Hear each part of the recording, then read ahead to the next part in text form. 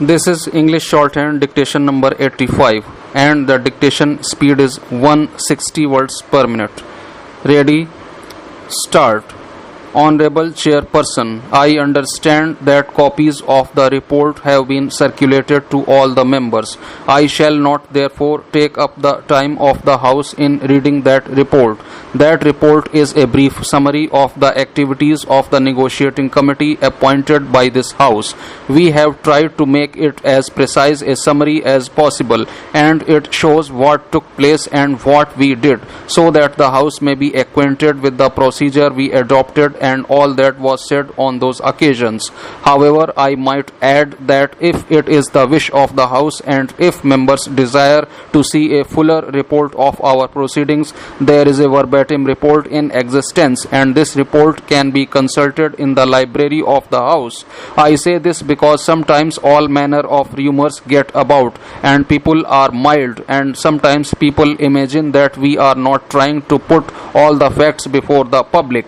We have nothing to hide in this matter, and therefore the verbatim report of everything that was said on the occasions that we met with the negotiating committee of the princes is available for reference to any member of the House in the library. It is too long a report for us to have it printed and circulated, nor is it normally desirable to have such reports published in the public press.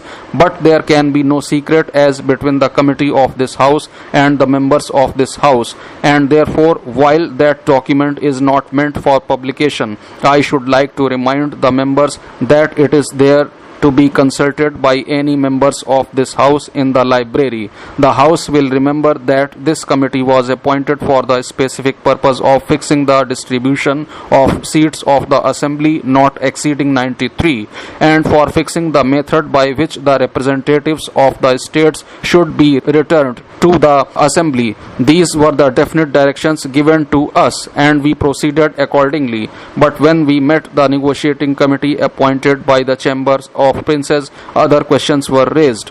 We were confronted by various resolutions passed by organizations of the princes.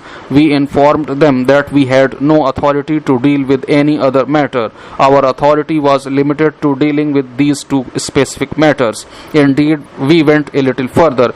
We said we rather doubted the authority even of the Constituent Assembly to deal with other matters, that is to say, the Constituent Assembly as it is constituted at present. But in any event, we were so anxious to get going, so anxious to remove any misapprehensions that might exist, that some of us had further conversations with them, and some doubts that they raised were removed in the course of those conversations.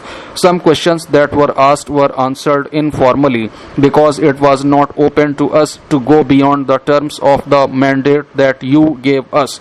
You will see a reference to that in the report that is presented to you, in particular because a few important points were raised by them in the course of those discussions. As it happened, what I said in reply to those questions had more or less been said by me in this House before, or by other members of this House, and therefore I had no difficulty in saying it to them, because otherwise I would have had this great difficulty of saying anything which the House might not approve or might disapprove as wrong. All of us have certain views in this matter, and on one of the occasions when I addressed this House in connection with the resolution on objectives, I referred also to the states and to the princes, and made it clear that while I, in my individual capacity, held certain views, those views did not come in the way of my stating what the Constituent Assembly stood for and what its range of activities was going to be. I said that while we were deciding in favor of a republic for the whole of India, that did not bar any state from continuing the monarchical form of government so far as that state was concerned, provided that they fitted in the larger picture of freedom, and provided that there was the same measure of freedom and responsible government in the state. So, when these questions were raised, I had no particular difficulty in answering them, because in effect they had been mentioned in this House previously.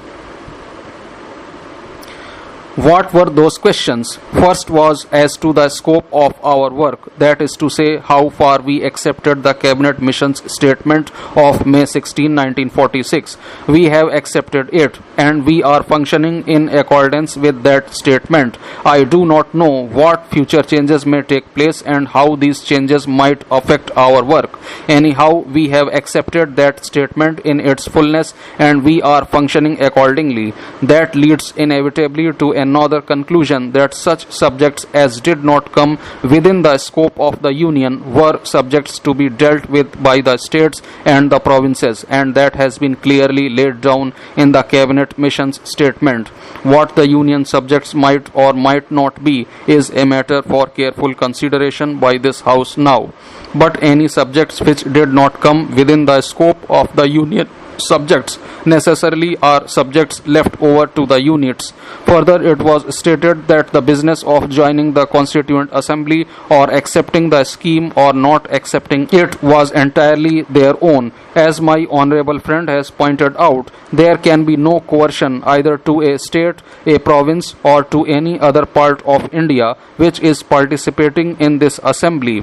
There can be no coercion except the coercion or compulsion of events, and that is certainly a compelling factor and a very big factor which none of us can ignore. So there is no question of compulsion, but at the same time it is true that if certain units or parts of India decide to come in, accepting their responsibilities, they get certain privileges in return, and those who do not come in do not get those privileges, as they do not shoulder those responsibilities. That is inevitable, and once that decision has been taken by a unit or state, other consequences inevitably follow, possibly widening the gulf between the two. Otherwise, it is open to any state to do as it chooses in regard to this matter of coming in or not coming in. So that matter has been made clear. The only other important matter that was raised in this connection was the monarchical form of government in the states. As I stated in this House previously, this system of rule by monarchy may have done well in the past, but in the world today it is not a system that might be considered to be popular. It is a passing institution, and I do not know how long it will last. But in this matter, my opinion is of little account.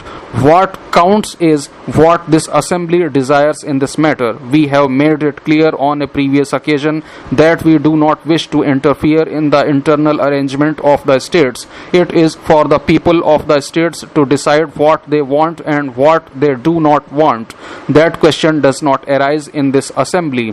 Here we are dealing with union matters, subjects of fundamental rights, and the like. Therefore, this question of the monarchical form of government in the states did not arise here, and I told them that so far as we were concerned, we were not going to raise that particular subject here. Lastly, there was the question, or rather the misapprehension, due to certain words in the objectives resolution of this assembly, where some reference has been made to territorial boundaries being changed. The House will remember that this had no connection with the states as such. That was a provision for future adjustments, as they are bound to be involved.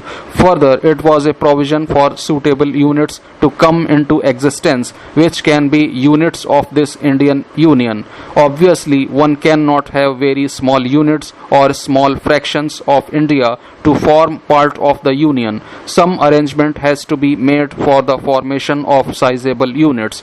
Questions arise today and will arise tomorrow, even about the division of provinces.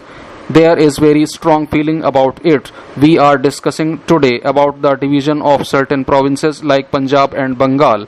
All these have to be considered, but this has nothing to do with the provision in the objectives resolution. The point has been settled in the negotiating committee that any changes in territorial boundaries should be by consent. Those were the statements I made on behalf of our negotiating committee to the other committee, and those statements removed a number number of misapprehensions, and we proceeded ahead with the consideration of other matters. Among the other matters was firstly the question of the distribution of seats.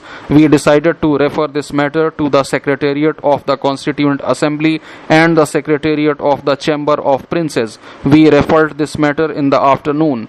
Those two secretariats met the same day, and by evening they arrived at an agreed procedure. That was rather a remarkable thing which is worth remembering. It is true that the rules governing the distribution were to some extent laid down in the cabinet missions scheme. 1 seat per million, that is 93 seats in all.